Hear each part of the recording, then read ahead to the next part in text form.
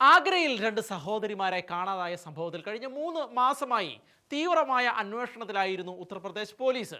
UP. Police നടത്തിയ അന്വേഷണത്തിന്റെ ഒടുവിൽ ഇപ്പോൾ പുറത്തേക്ക് വരുന്നത് ആരെയും ഞെട്ടിച്ചു കളയുന്ന തരത്തിലുള്ള ഇസ്ലാമിക് സ്റ്റേറ്റ് മോഡൽ തീവ്രവാദ പ്രവർത്തനങ്ങളുടെ വിവരങ്ങളാണ്. സംഭവത്തിൽ 10 ഇസ്ലാമിക തീവ്രവാദികളെയാണ് യു.പി. പോലീസ് കസ്റ്റഡിയിലെടുത്തിരിക്കുന്നത്. കഴിഞ്ഞ മാർച്ചിലായിരുന്നു ഈ സംഭവങ്ങൾക്ക് ആസ്പദമായ 33ഉം 18ഉം വയസ്സുള്ള രണ്ട് സഹോദരിമാരെ ആഗ്രയിൽ നിന്ന് കാണാതാകുന്നത്. നിർബന്ധിത മതപരിവർത്തനത്തിലൂടെ ഇവരെ തീവ്രവാദത്തിലേക്ക് തള്ളിവിട്ടതായി അന്വേഷണത്തിൽ വ്യക്തമായി എന്ന് സഹോദരിമാരിൽ ഒരാൾ AK-47 റൈഫിൾ പിടിച്ചു നിൽക്കുന്നതായി സോഷ്യൽ മീഡിയയിൽ പ്ലാറ്റ്ഫോമിൽ ഇട്ടിരിക്കുന്ന പ്രൊഫൈൽ ചിത്രം ചൂണ്ടിക്കാട്ടിക്കൊണ്ടാണ് പോലീസ് വ്യക്തമാക്കുന്നത്.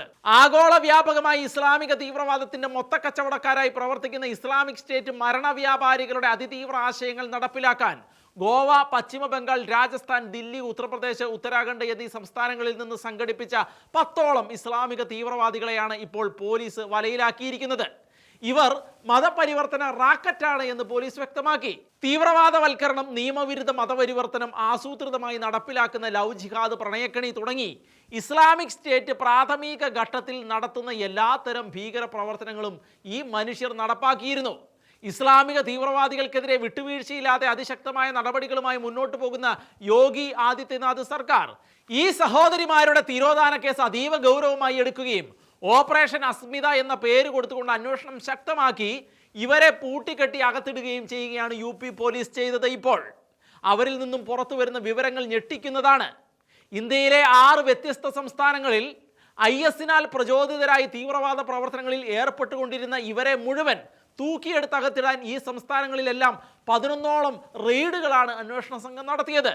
ഗോവയിൽ നിന്നുള്ള ഐഷ എന്ന SB കൃഷ്ണ, കൊൽക്കത്തയിൽ നിന്നുള്ള അലി ഹസൻ എന്ന ശേഖർ റോയ്, ആഗ്രയിൽ നിന്നുള്ള റഹ്മാൻ ഖുറേഷി, മുസാഫർ നഗറിലെ ഗലാബറിൽ നിന്നുള്ള അബു താലിബ്, ഡെറാഡൂണിൽ നിന്നുള്ള അബ്ദുൾ റഹ്മാൻ, രാജസ്ഥാനിൽ നിന്നുള്ള മുഹമ്മദ് അലി, ജയ്പൂരിൽ നിന്നുള്ള ജുനൈദ് ഖുറേഷി, മുഹമ്മദ് അലി, ഡൽഹിയിൽ നിന്നുള്ള മുസ്തഫ എന്ന മനോജ് എന്നിവരാണ് അറസ്റ്റിലായത്.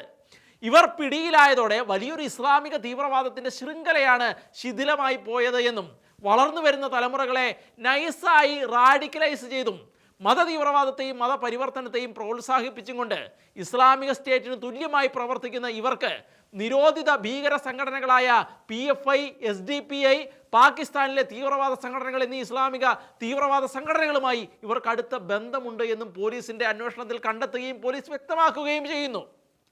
മാരകമായി കുറ്റകൃത്യങ്ങൾ നടപ്പിലാക്കാൻ ഈ തീവ്രവാദി സംഘത്തിന് കാനഡ, ലണ്ടൻ, ദുബായ് എന്നീ വിദേശ രാജ്യങ്ങളിൽ നിന്ന് ശക്തമായ സാമ്പത്തിക സഹായങ്ങൾ ലഭിച്ചിട്ടുണ്ടെന്ന ഞെട്ടിക്കുന്ന വിവരങ്ങളും ഇപ്പോൾ പുറത്തു വരുന്നുണ്ട്. ഇത്തരത്തിൽ വരുന്ന ഫണ്ടുകൾ സ്വീകരിക്കുവാനും കൃത്യമായി വിതരണം ചെയ്യുവാനും അത് സൂക്ഷിക്കുവാനുമുള്ള സുരക്ഷിത കേന്ദ്രങ്ങൾ കണ്ടെത്തുവാനും യാത്രയ്ക്കും ഈ ഭീകര സംഘത്തിലെ വ്യത്യസ്ത അംഗങ്ങൾക്ക് പ്രത്യേക റോളുകൾ ഉണ്ടായിരുന്നെന്നാണ് പോലീസ് വെളിപ്പെടുത്തിയിരിക്കുന്നത്. ആഗ്രയിലെ പെൺകുട്ടികളെ തട്ടിയെടുക്കാനായി ഈ തീവ്രവാദി കൂട്ടങ്ങൾ ആദ്യം നടപ്പിലാക്കിയത് ലവ് ജിഹാദ്, പ്രണയക്കണി ആയിരുന്നുവെന്നും പിന്നീട് അവരെ നിർബന്ധിത മതപരിവർത്തനത്തിന് വിധേയമാക്കി എന്നുമാണ് പുറത്തുവരുന്ന വാർത്തകൾ.